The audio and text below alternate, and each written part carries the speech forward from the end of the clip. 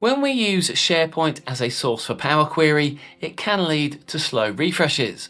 So today I want to show you a simple technique that you can use to significantly speed up refresh times when combining files in a folder from SharePoint. So if you're ready, let's get started.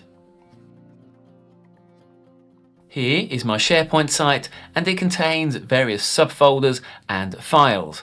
In total, there are over 32,000 files in this site. However, we only want to combine the files which are in the data folder and then in the combine folder. So you can see that we have just 3 CSV files.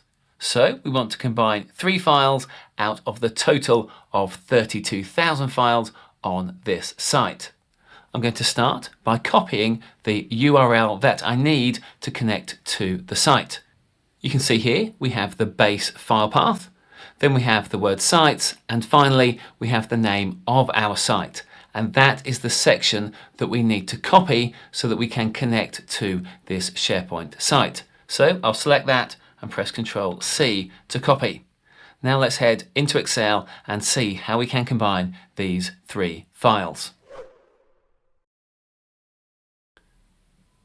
To combine those files using Power Query in Excel, we go to the Data ribbon, then Get Data, from File, and from SharePoint folder. Now don't worry if you don't have this option in your menu. Shortly I will go over how you can still use this technique.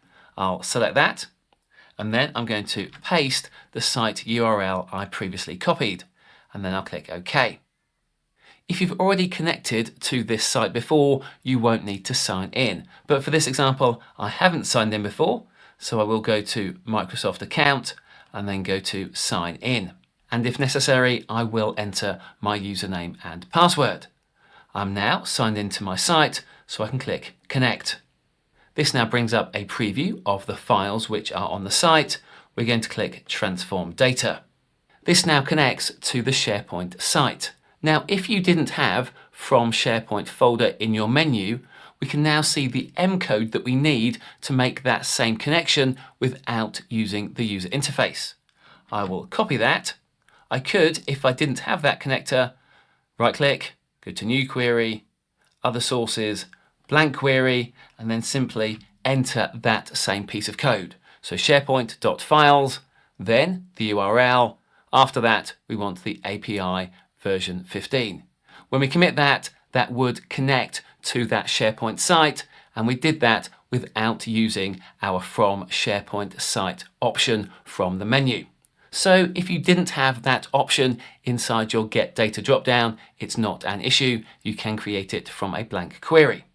Now I don't need this query, so I will select it and press Delete. And let's delete query 2. Let's come back to query 1, and I'm going to rename this to SP folder. Our current connector is SharePoint.Files. That will list all of the files on our SharePoint site.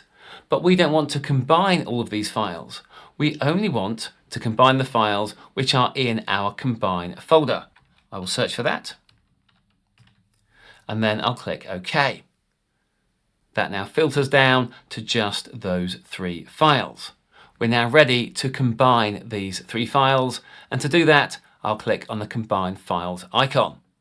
Power Query now launches the Combine Files dialog box and shows us the first file from our list. We're not going to make any changes in here, so I will click OK.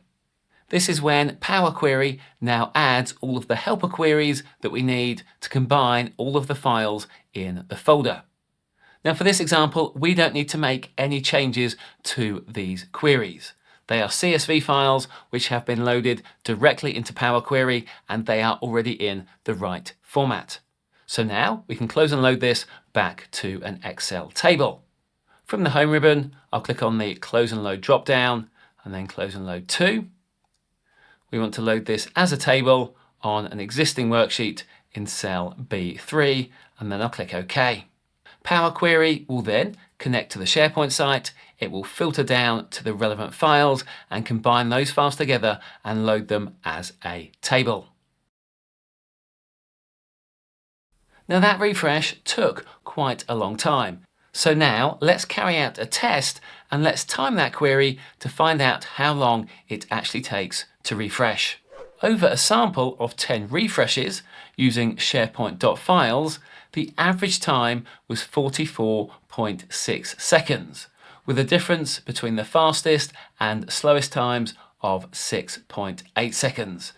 Now, 45 seconds is an exceptionally slow refresh, especially when we consider that we only loaded 1,000 rows into our table. The thing is that if we use SharePoint.Files, the refresh time is impacted by the number of files on the SharePoint site. Here we can see the timed refreshes based on different numbers of files on the site. They all combine the same number of files, so this is purely impacted by the number of files. And these are files which don't even appear in the output. Power Query doesn't use these files at all in returning the result. That means that over time, as SharePoint sites grow with more and more files, our queries will get slower and slower. So let's go and try another method. Here we are back in Excel, and we haven't yet loaded any of the data from our SharePoint site. Let's go through the same process. Data, get data, from file, from SharePoint folder. I will now paste in the URL of my SharePoint site and then click OK. Once again, we get a preview of our data and we're going to click Transform Data. As before, this now lists all of the files in our SharePoint site. Let's start by renaming our query to SP folder. And now we're going to change the code that we've used. Currently, we've used SharePoint.Files. Let's change this to SharePoint.Contents. And as before, if we needed to, we could enter this M code into a blank query. I'll now commit this code, and rather than connecting to all the files on the SharePoint site, it now only includes each of the folders. Therefore, we can now navigate to the folder that we want to combine the files from. We have Shared Documents. I'll click into that table. That now gives us the subfolder.